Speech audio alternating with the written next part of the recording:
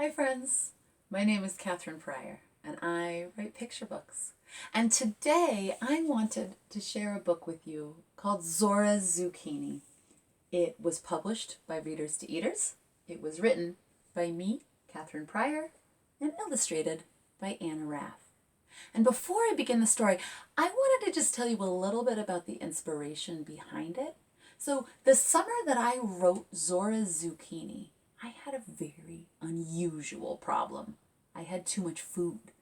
And I had so much food because I was growing so much food. That summer, I had a community garden plot that was the size of a basketball court. And so I could grow whatever I wanted. But it meant that I had a ton of fresh food that got ripe all at the same time. And it meant that I couldn't eat it fast enough. And think about what happens to fresh food if you don't eat it fast enough. What's the problem with that? It rots, doesn't it? It gets rotten. And I didn't want any of this delicious fresh food that I was growing in my garden to go to waste. Because did you know that in this country, almost half of the food we grow ends up in the garbage? Isn't that crazy?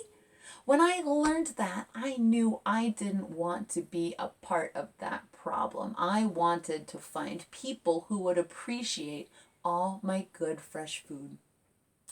And one night, I had a dream about a little girl named Zora who had the exact same problem I did, but she had a much more creative solution for it.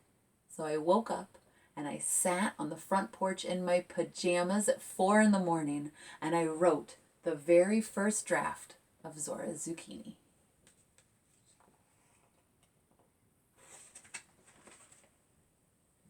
It was only the third day of summer vacation, but Zora was already out of ideas.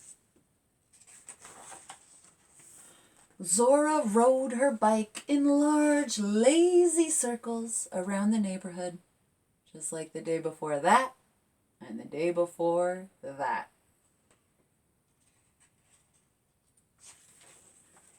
But when Zora rode by the hardware store, she noticed something new. A bunch of plants with fuzzy green leaves. Free zucchini, Zora read. Z, like me. So she loaded up her basket with zucchini plants and headed home. Look what I found, Zora announced. Zucchini. I'm going to plant these in our garden. Zora dug big holes so the roots had room to grow. She settled the plants snugly in the soil. Then she watered each one. That's going to be a lot of zucchini, said her father. We'll eat it, Zora promised.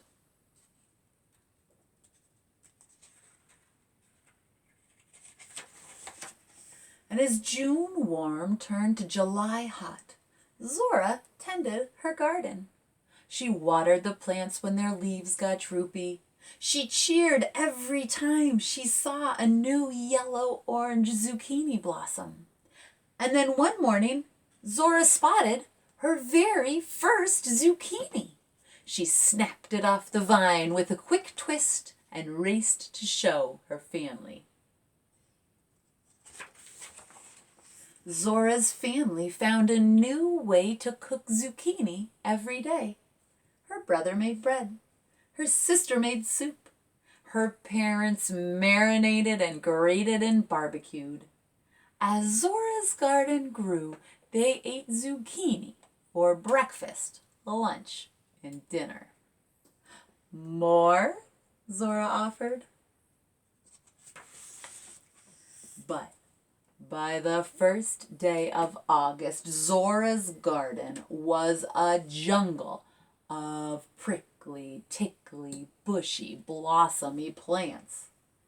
And every single one of those plants was covered in zucchini. There was no way her family could eat it all. Zora peered into her neighbor's garden. It was full of tomatoes, but no zucchini. "Hi, Mrs. Thompson. Would you like to trade some tomatoes for some zucchini?" Zora asked. "Absolutely," Mrs. Thompson replied. So Zora swapped an armful of zucchini for an armful of tomatoes.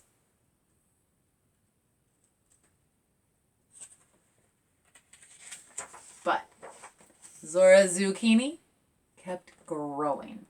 "This is crazy," she said. So she loaded up her bike and gave every last one away. But the next day, Zora found even more zucchini. "Seriously," she said.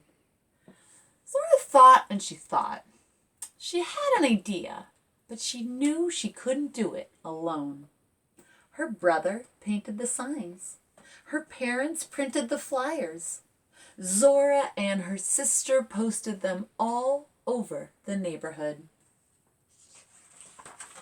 And on Saturday, Zora's garden swap was open for business. And the sign says, "Take a veggie, leave a veggie." Or at least, please take some zucchini.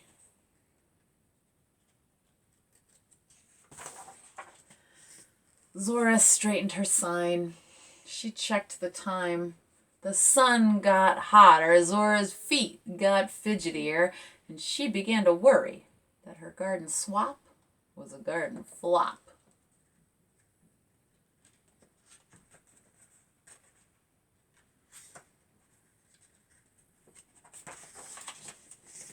Then Zora saw Mrs. Rivera carrying a big bowl of raspberries. She saw Mr. Peterson bringing potatoes. Neighbors stopped by with carrots, peppers, and green beans from their gardens. They shared plums, apricots, and cherries from their trees. People left whatever they had too much of and took whatever they wanted. And Zora traded and traded until all her zucchini was gone. Zora looked around at the busy, noisy jumble of munching, laughing, chatting neighbors. Her zucchini garden had brought so many people together.